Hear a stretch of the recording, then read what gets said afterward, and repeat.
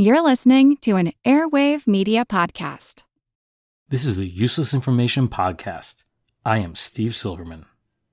Useless information. Back in 1952, a man named Jesse L. Garrett of Scott Depot, West Virginia, was watching Groucho Marx on television. The comedian was interviewing a woman who had previously appeared on his show, and then she later married one of the men who had seen her on the air at the time. Garrett said, "I thought if a woman could do it, so could a man." So in June of 1952, he wrote to the editor of the Rockport Democrat in Indiana and expressed his interest in advertising in the newspaper for a wife. He was very particular in what he was looking for. He expressed a preference for a Midwestern woman and one who would make for an intellectual wife, companion and mother of my 2 sons. He felt that a woman from a rural community would be more like my way of thinking. Jesse preferred a farm woman of good standing, a woman with some financial backing so that life would not be uneven and our social standings would be about the same. He added, I prefer a woman about 135 pounds, a little more or less, and between the ages of 35 and 45. He also insisted that she be a good cook. No others need apply. Garrett explained that he picked the Rockport newspaper for the advertisement because he had once lived there. He was a thin, balding 49-year-old man who stood 6 feet 2 inches tall.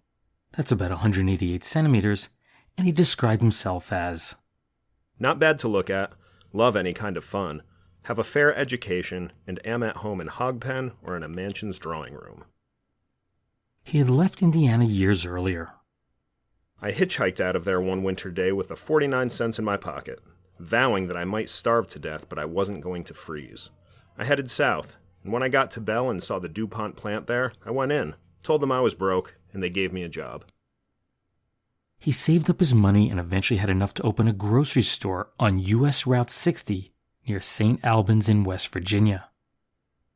The store was named after his ex-wife Georgie, who he had recently divorced on March 14, 1951, after 14 years of marriage. Shortly after the divorce, the store was sold and Jesse Garrett officially became a retired man. But he was not without an income or assets. Rentals of houses that he owned provided Jesse with a steady income, and he claimed to be worth in excess of $28,000.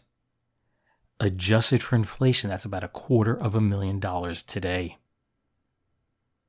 As he embarked on his journey to find Ms. Right, Jesse was certain to carry his divorce papers with him to prove to his prospective bride that he wasn't to blame for the breakup of his first marriage. He insisted that his next wife would need the approval of his 2 sons. That's 10-year-old Jimmy and 11-year-old Jesse Jr., for whom he had been granted full custody. They were quoted in the press as stating, "We don't want a fat mama." This story of a hometown boy who made it good was soon making headlines from coast to coast. Responses began to pour in. I received between 3,100 and 3,300 letters, phone calls, and telegrams. A few were from men who wanted me to help them find a wife, but all the rest were from women. I got letters from women in London, Mexico, Guadalcanal, Canada, and about every state in this country. The press caught up with the ex-Mrs. Garrett, and she made it clear that Jesse was no bargain, even with all the money that he claimed to have. Georgie didn't elaborate, but her warning message to all the women out there was perfectly clear. She did state, I'm not sure about his exact age. Noting that he lacked a birth certificate, she added, I know he was 49 for a year or two while he and I were married. As a side note, my calculations indicate he was really a couple of months shy of his 54th birthday at this time. And just for the record, the former Georgie Garrett was 32 years old, weighed 100 pounds or 45 kilograms, stood 59.5 inches or 151 centimeters tall. In other words, the boys didn't have a fat mama. With thousands of women expressing interest in a possible marriage, Jesse began the process of selecting the bride-to-be. He did express disappointment that only one woman from Rockport had contacted him, but she was quickly knocked out of the running. About 65% of them are sincere, and the rest are mercenary. I found 6 of them interesting, and am arranging to interview them. I would like to be married in the next 3 or 4 days, and I see no reason why I won't. Many women went out of their way to catch Jesse's interest. Some sent photographs of themselves in bathing suits, of their children, their homes, their cars, and more. He said that he wasn't interested in women who sexually teased him or those from Canada who wrote in French. Even a woman worth $2,500,000 didn't make the cut. So here's a sampling of some of the correspondence that he received. A woman in Indiana wrote, I'm babbling like a little old West Virginia brook at the thought of marrying you. Jesse's sarcastic response was, I bet she is. What does she know about a West Virginia brook anyway? A gal from Texas wrote, I assure you that I am no unattractive old hag. I weigh 130, but could reduce some, of course. Another from Indianapolis said, I was reared on a farm, but I'm citified now. I'm a good looker, and I don't pat myself on the back either. A telegram from Lubbock, Texas was short and to the point. If decision not made, contact 128-pound vision of loveliness. Then there was a 29-year-old Wisconsin woman who penned, I know you want a woman who would be responsive to you, gentle yet warm and exciting, someone who would welcome you with warm lips and arms. You sound like quite a man, 6'2", just right for me as I'm 5'8". If you're interested, I'll come see you on my vacation, the first 2 weeks in July. Clearly unhappy with some of Jesse's female specifications, a lady from Minnesota wrote, Don't forget you're not buying a horse or cow, and listen, boy, you're no spring chicken yourself. Dozens of others were anxious to meet Jesse and called a nearby store.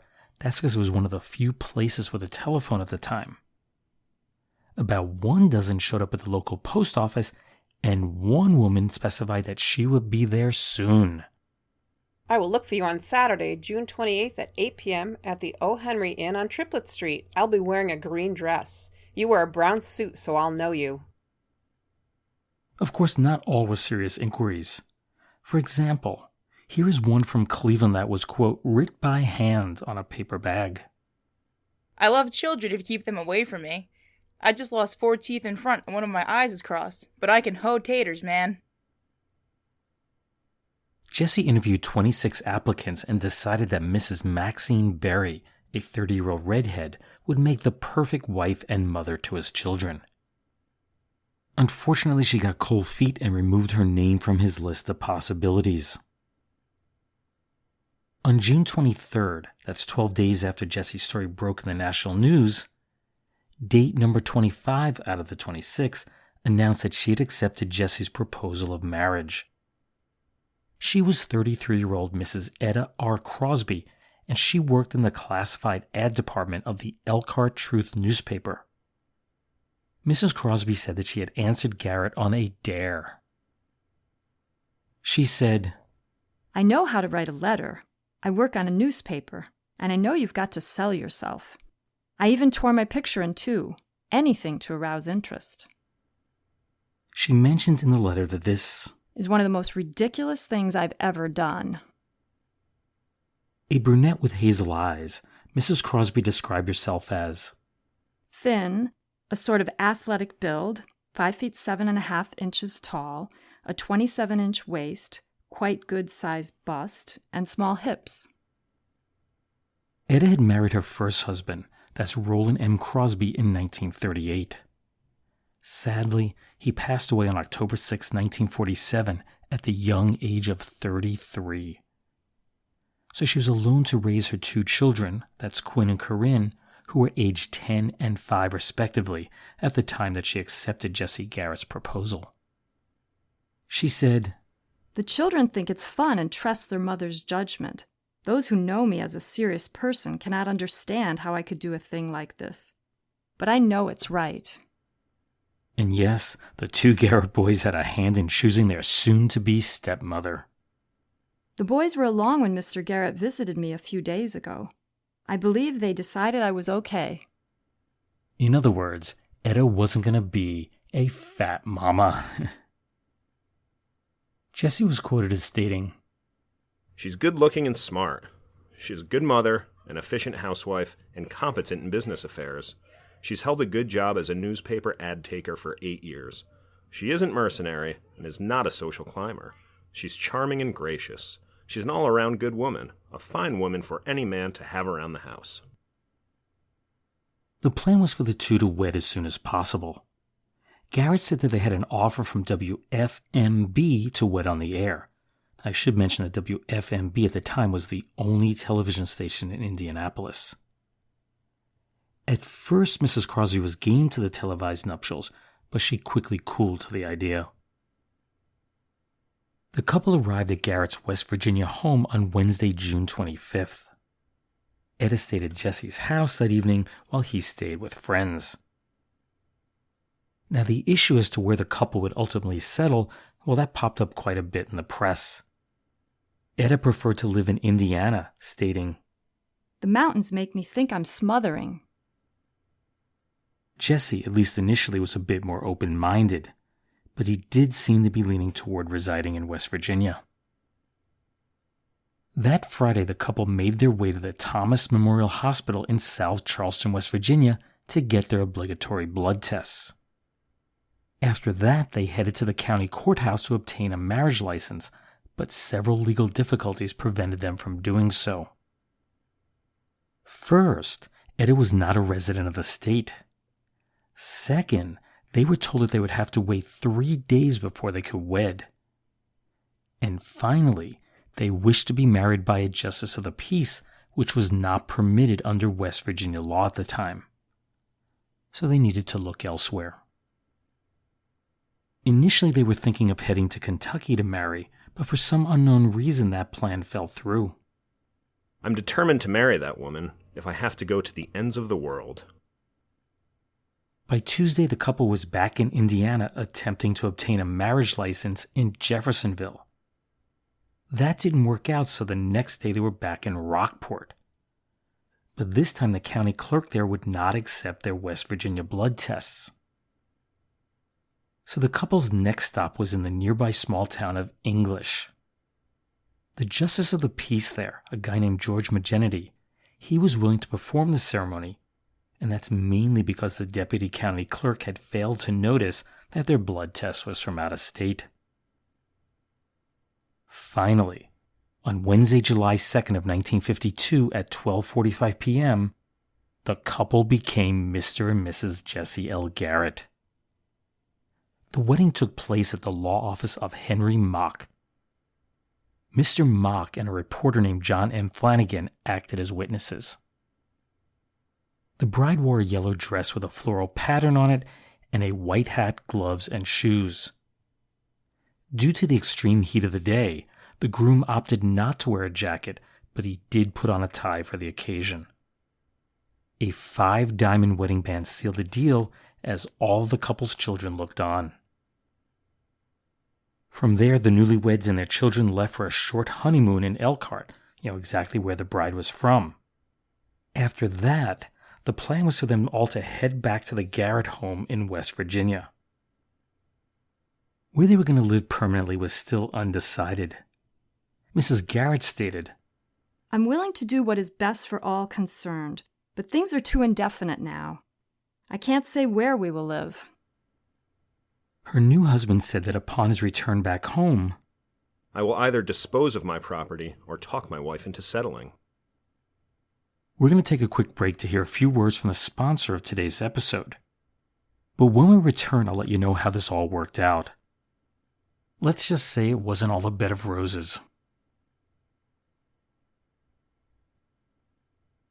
Welcome back. Shortly before the break, I had mentioned that Jessie was planning on bringing Etta back to West Virginia so the two could determine where they would ultimately live. But that was never to happen. 1 month later, on August 5th, it was revealed in the press that Etta never came back to West Virginia with Jessie. The total length of time that the two were married before they went their separate ways was 2 days and 7 hours. Hard to believe. Jesse blamed it on her refusal to move to West Virginia, but while he never mentioned it, he clearly refused to live in Indiana. I'll probably divorce Etta. A lawyer friend told me I can go to Florida and get a divorce in 6 weeks. And that's exactly what he did.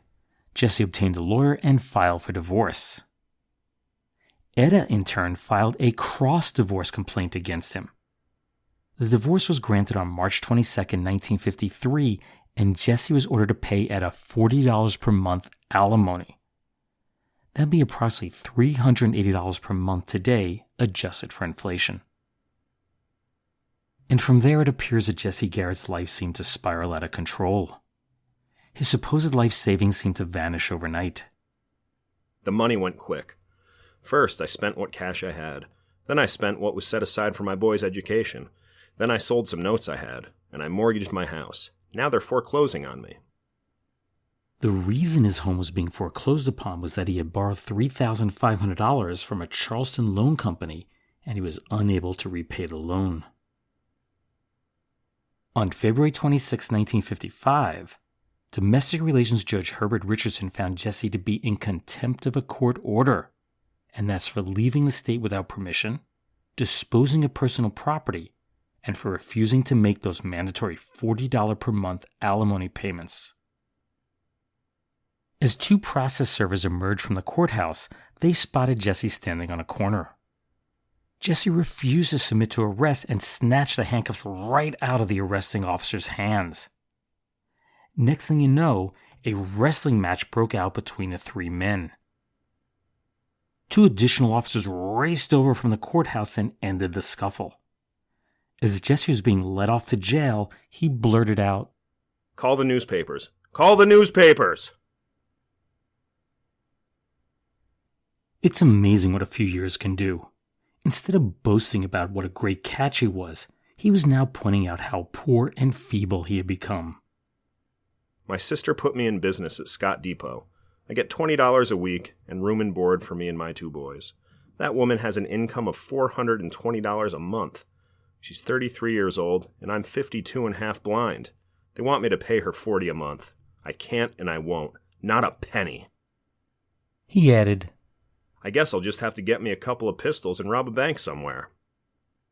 Jesse also stated, I'll stay in this jail until the bars rot off. I'm only making $20 a week and can't afford to pay her.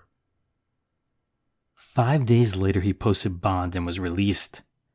His bondsman, a guy named Mark Wiseman, must have had second thoughts and dropped his surety. Next thing you know, on Sunday, March 13th, Jesse was right back in jail.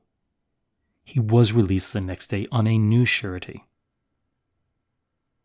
After that, Jesse basically vanished. He was due back in court on March 21st, 1955, but was a no-show. In a registered letter that Jesse sent to the court from Nashville, he stated, Please postpone my case for 30 days. This is serious illness here. The judge wasn't buying it and ordered Garrett's arrest. Instead, the court was bombarded with letters and postcards that Jesse penned claiming everything from being framed to kidnapping to outright robbery. On September 25, 1955, Judge Richardson declared his bond forfeited and Jesse's story was dropped from the headlines. I was unable to locate any further information on how this matter is resolved.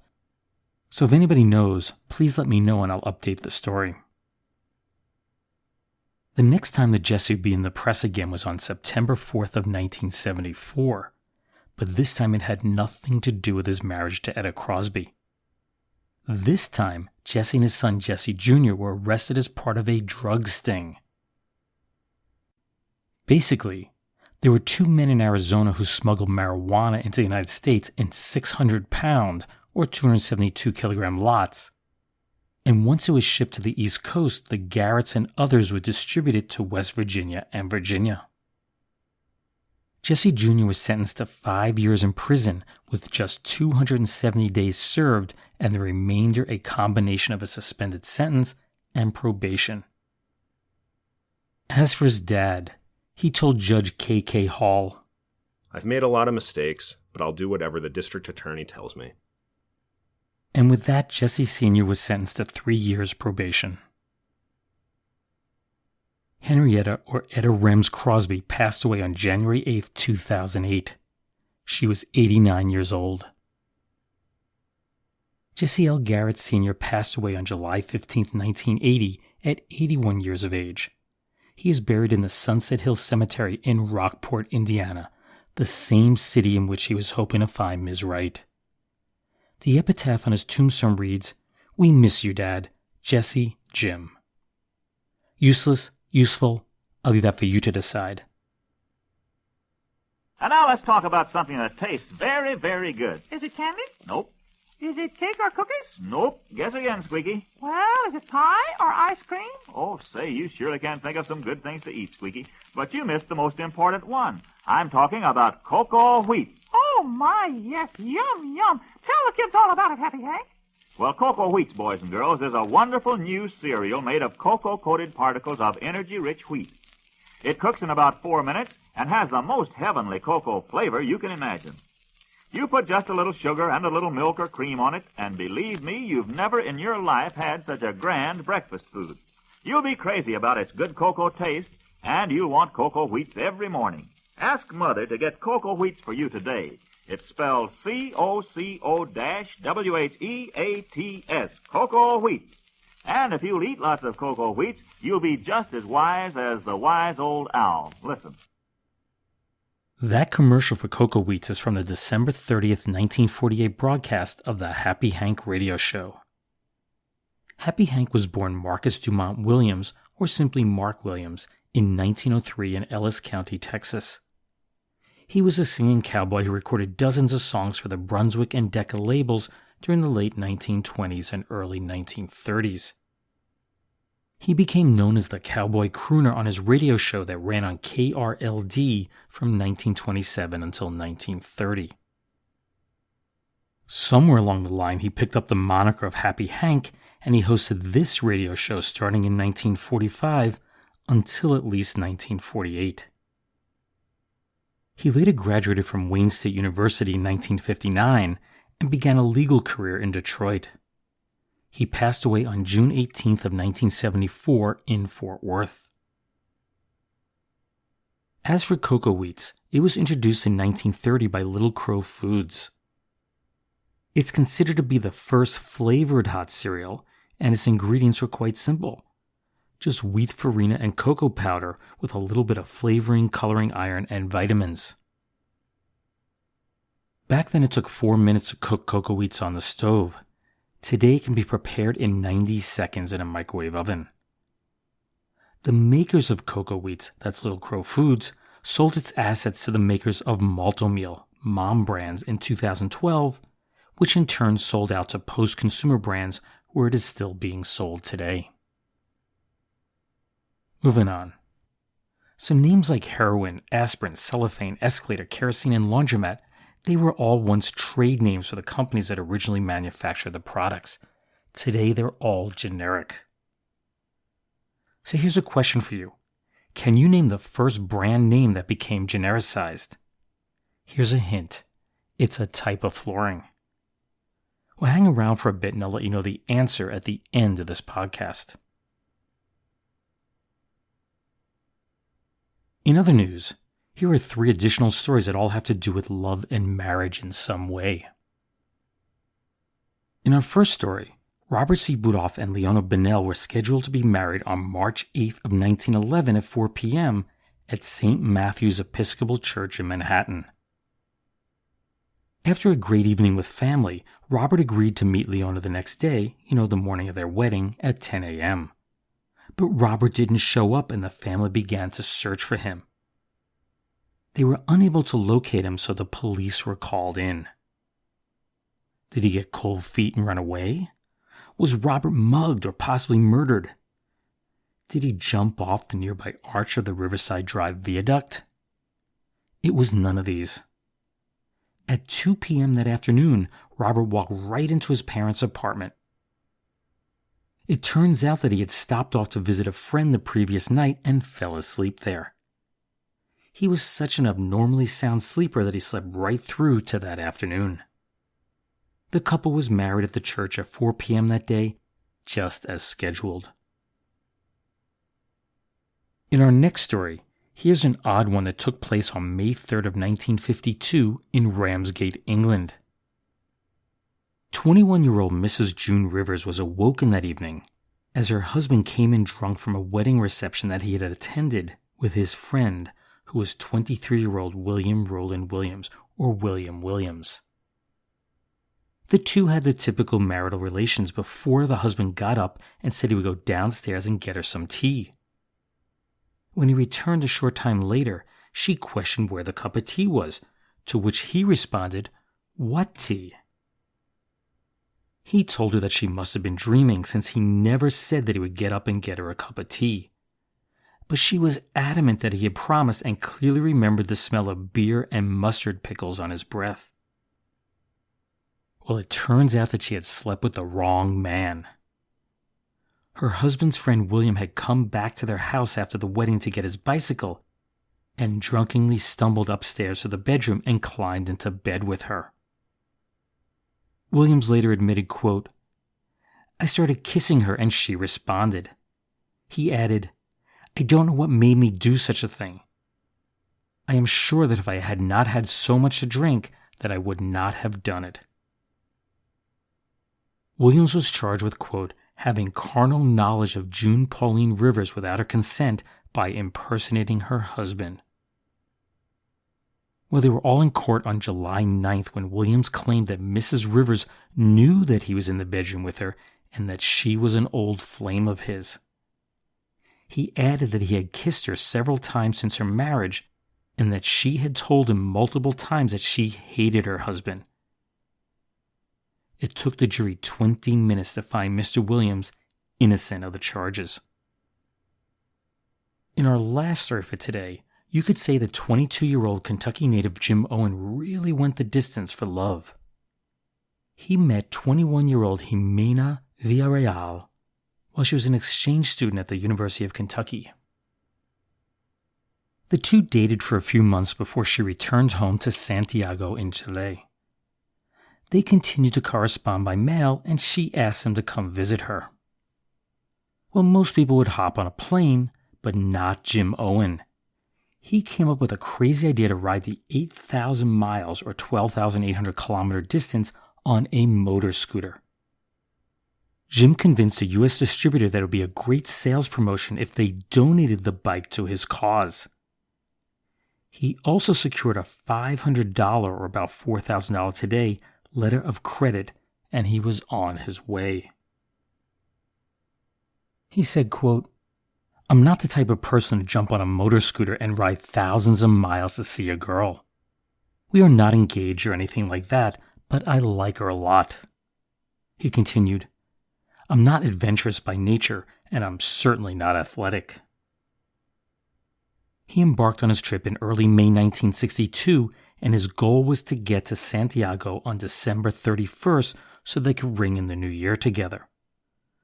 Well, I checked and the press never did a follow-up on the story, but I think it's safe to assume that he did make it there.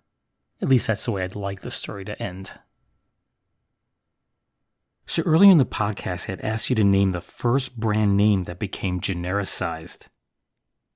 Did you know what it was? Well, the answer is linoleum. Linoleum was invented by Englishman Frederick Walton in 1855. The story goes that one day he forgot to cover a can of oil-based paint and noticed that a thin, rubbery, flexible film had formed on the top of the paint. Basically, the linseed oil in the paint had skinned over. Intrigued, he peeled off the layer and began to think of different ways to use the film. His original thought was to use it as a covering for ship decks, but soon realized that using it as a general floor covering would bring him greater financial reward. Walton's original formulation involved mixing the linseed oil with cork dust and sawdust to make it less tacky, and then applying the mixture over a cloth backing. He originally called his invention Campticon, which was similar to another brand of flooring named Camptulicon, but he soon changed it to linoleum. It comes from the Latin linum, which means flax, and oleum, or oil. In other words, he named it for what it really was, flaxseed or linseed oil. Well, it wasn't long before others were making similar products. In 1887, Sir Michael Narn established the American Narn Linoleum Company in the United States, and Walton sued for trademark infringement. Well, the court ruled against him for two reasons. First, he never formally trademarked the name. And second, even if he had, so many companies were using the name by that point that it was considered to be generic. Well, that brings another episode of the Useless Information podcast to a close. As I mentioned a few weeks ago, I'm in the process of writing a new book.